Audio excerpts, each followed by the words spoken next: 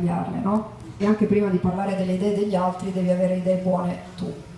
Lo dico in premessa perché spesso sento parlare di temi così complessi persone che non hanno la minima idea di cosa stanno parlando. No, lo dico perché, insomma, faccio anche amministrazione, oltre che far politica, in genere parlo delle cose che so, di quelle che non so non parlo, però diciamo questo non è patrimonio comune. Su un tema così delicato come l'immigrazione invito veramente alla massima attenzione e anche alla massima cautela.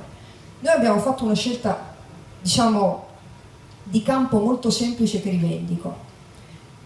Ricordatevi che noi siamo stati per lungo tempo l'unica regione del nord-est, dell'intero nord-est, dalla provincia di Trento, Veneto, metteteci dentro tutto, anche un pezzo di Emilia-Romagna, siamo stati l'unica regione che era centro di CIE Gradisca. Ok? Noi abbiamo vissuto quell'esperienza. I grandi assembramenti, peraltro in quel caso lì, fatemi dire, carceri, no? Perché entravano e non potevano uscire. Quei grandi assembramenti non hanno mai funzionato, proprio non funzionano dal punto di vista proprio della gestione, e quindi abbiamo scelto non il grande assembramento che non riesce a controllare, sul quale non riesce a vigilare, che spesso dà luogo a problemi, perché poi subentrano anche problemi che non sono marginali, come quelli etnici ad esempio, di gruppi. Siamo 216 comuni, piccoli gruppi in ogni comune del Friuli Venezia Giulia, e riusciamo a gestirlo. E così è stato finché il numero era intorno ai 3.500-4.000. Poi è chiaro che quando aumentano diventa un po' più complicata la gestione. È altrettanto vero però che su 216 comuni, 82 comuni sono quelli che in questo momento o accolgono o comunque supportano l'accoglienza di altri comuni, anche svolgendo attività che sono comunque importanti. Intanto mi verrebbe da dire abbiamo un margine di miglioramento, perché se abbiamo 216 comuni e soltanto 82 sono impegnati, c'è qualcuno che ancora può fare la sua parte, e se quel qualcuno facesse la sua parte, cioè ognuno dei nostri comuni lo facesse, noi oggettivamente terremo in piedi anche 5.000 persone, un'accoglienza diffusa con 5.000 persone. E quindi la prima cosa da fare è chiedere a ognuno dei comuni di impegnarsi a fare la propria parte, perché se ognuno di noi dicesse non li voglio, non è che risolviamo il problema, semplicemente lo scarichiamo sul nostro vicino. E io penso che in un sistema di comunità come quella che siamo, ognuno debba fare la sua parte. Questo ci permetterebbe anche di gestire piccoli gruppi. Perché insisto sui piccoli gruppi? Perché i piccoli gruppi ti permettono di verificare l'ordine pubblico costantemente e di fare la vigilanza sanitaria, che non è una banalità. Controllare uno per uno dal punto di vista sanitario e dal punto di vista dell'ordine pubblico è fondamentale, fondamentale. Insisto e sono assolutamente contraria a chi dice apriamo le caserme per metterci dentro i profughi. L'abbiamo fatto nella fase dell'emergenza, la Cavarzerani deve servire per la prima accoglienza, poi siccome sono aumentati i numeri, siccome non siamo riusciti ad espandere l'accoglienza diffusa, è chiaro che adesso la Cavarzerani a Udine ce ne sono troppi. Ma io vi invito a riflettere, se noi apriamo le caserme per accogliere queste persone, ne arriveranno sempre di più. Da quando è stata aperta la Cavarzerani si è sparsa la voce, li portano in macchina, li scaricano davanti alla Cavarzerani. Questi non arrivano più a piedi o arrivano, li portano in macchina per scaricarli là davanti. Allora voi che cosa intuite da questo? Che se c'è il sistema delle caserme vuol dire che ne arrivano di più. Ma vi faccio notare un piccolo dettaglio: una caserma non è un CIE, queste persone entrano e escono dalla caserma, quindi non solo ne avremo di più, ma anche più difficile da controllare, perché, e hanno tutto il diritto di farlo, entrano ed escono da quei luoghi, esattamente come qualunque altro luogo. Quindi io insisto, no ai grandi assembramenti, sì all'accoglienza diffusa, sì che ogni comune faccia la propria parte, e noi siamo riusciti a farlo meglio di tante altre regioni. Guardate, non lo dico per incensarmi, ma se su 216 sono 82 è già un numero elevato, e in più siamo la regione che li ha fatto lavorare di più gratuitamente per le comunità che li ospitano, perché quasi tutti quelli che abbiamo accolto, tranne quelli nei comuni più grandi, perché c'è un problema proprio burocratico ad avere gli uffici che facciano le pratiche, tutti hanno lavorato gratuitamente nei comuni che li accolgono. Dopodiché io credo che noi dobbiamo iniziare anche a dire delle cose con grande chiarezza. Certo che accogliamo, certo che ospitiamo, Certo che ci facciamo la nostra parte, ma nel rispetto delle regole. Chi viene da noi deve rispettare le nostre regole, se non le rispetta non ha diritto all'accoglienza. Perché dobbiamo anche iniziare a ragionare in questi termini, che sono, guardate, semplici, lineari, che faremmo nei confronti di chiunque a prescindere dalla provenienza, dalla storia, dalla nazionalità, e che credo dovremmo iniziare a fare anche adesso con maggiore forza. Per cui continuo a dire che la caserma non è la soluzione, perché creiamo condizioni, questo sì, di difficoltà di gestione. L'accoglienza diffusa è la soluzione, dobbiamo insistere perché tutti i comuni del Friuli Giulia se ne facciano carico, e dobbiamo anche insistere perché ci sia una gestione fatta come l'abbiamo fatta finora, perché la Regione non ha nessuna competenza sull'immigrazione. Chi se ne deve occupare sono i prefetti e i comuni. Noi stiamo facendo una parte che non è nostra, ma la facciamo doverosamente, perché questo coordinamento che stiamo facendo comunque sta tenendo. Siamo gli unici che hanno fatto il piano regionale dell'immigrazione, insieme all'ANCI, che però deve essere allargato, ripeto, a chi in questo momento per tutta una serie di motivi non è riuscito o non vuole aiutare anche gli altri.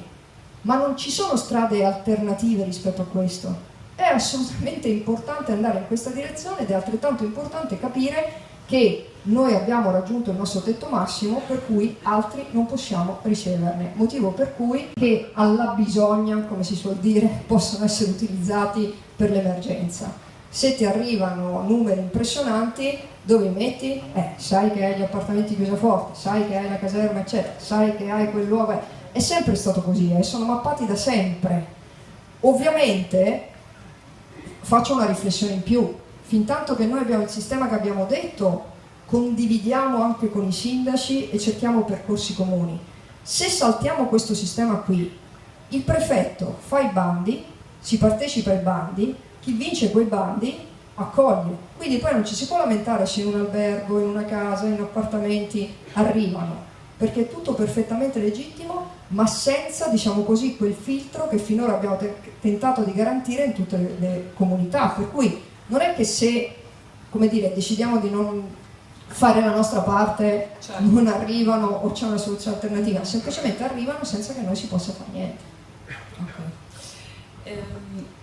C'era un punto sulle regole, nel rispetto delle regole con massima forza. Allora, quando dice questo, che cosa intende? Perché devono rispettare la legge che vale per tutti noi, questo diciamo così che questo è pacifico, diciamo che fa parte delle regole del vivere civile. No, siccome noi quando gli chiediamo di, diciamo così, mettersi volontariamente a disposizione delle comunità che li accolgono, gli diamo un po' più di regole da rispettare, insomma, adesso ve la dico così, spero di non essere fraintesa.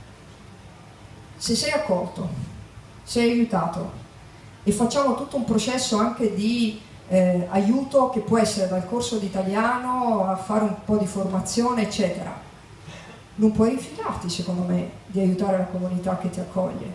Credo che sia assolutamente normale e doveroso, come è stato per noi friulani e come è stato ed è ogni qualvolta c'è un'iniziativa di questo tipo, metterti a disposizione della comunità che ti accoglie, perché credo che sia, come dire, un insegnamento per tutti noi, loro e anche noi. Chiarissimo. Referendum. Non si aspettava questa domanda?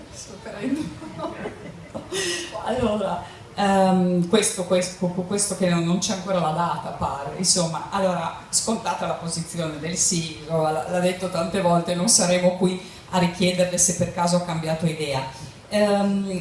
Però cercando di entrare, non dico nel merito di tutto la materia, un sistema al quale le regioni, leggendo un po' tutto, sostanzialmente non è che poi piacciono proprio un granché. Perché dovrebbe piacerci? Ma in realtà contesto la prima parte della domanda, cioè se dovessimo entrare nel merito staremmo qua tutta la notte, chissà quanto tempo. È semplicissimo, il quesito del referendum è drammaticamente e banalmente semplice. Le domande quando andremo il giorno del referendum a dire sì o no sono le seguenti: volete superare il bicameralismo perfetto e tenere a casa 315 senatori e quindi ridurre il numero dei parlamentari? Per me sì. Volete eliminare, abolire gli enti inutili, ad esempio il CNEL? Volete superare le province? Per me è sì. Abbiamo già superato. L'altra domanda è, tra l'altro noi l'abbiamo già superata appunto, e vado avanti, volete ridurre i costi della politica? Volete chiarire tra Stato e Regione chi fa cosa, stabilendo una volta per tutti il ruolo dello Stato, il ruolo della Regione, le competenze dello Stato, le competenze della Regione? Per me sono tutti sì. Trovo veramente difficile dire no. Questo è il contenuto, banalmente, del merito del referendum costituzionale, che, tra parentesi, dico solo questo e poi vado al tema delle regioni, se lo guardo da sinistra, dalla storia del centro-sinistra, è una cosa che ci siamo detti per decenni. Il superamento del bicameralismo perfetto e la nascita della cosiddetta Camera delle Regioni, voi la trovate nel programma economico del Partito Comunista Italiano. La Camera delle Regioni è nel programma elettorale del PDS. La Camera delle Regioni è nel programma dell'Ulivo. Quindi, se la guardo dal punto di vista della centrosinistra italiana, della sinistra italiana, è esattamente nella storia di tutta la discussione, dei dibattiti, di tutto quello che abbiamo parlato, e cioè del fatto che siamo l'unico paese europeo, fatemelo dire, 28 paesi europei, Gran Bretagna compresa, 15 hanno una sola Camera, gli altri 13 ne hanno due. Di questi 13, un solo paese, siamo noi, ha due Camere che fanno identicamente la stessa drammatica cosa, al punto che se uno cambia una virgola torna dall'altra parte, se quello ricambia la virgola torna dall'altra parte, finché il testo non è identico.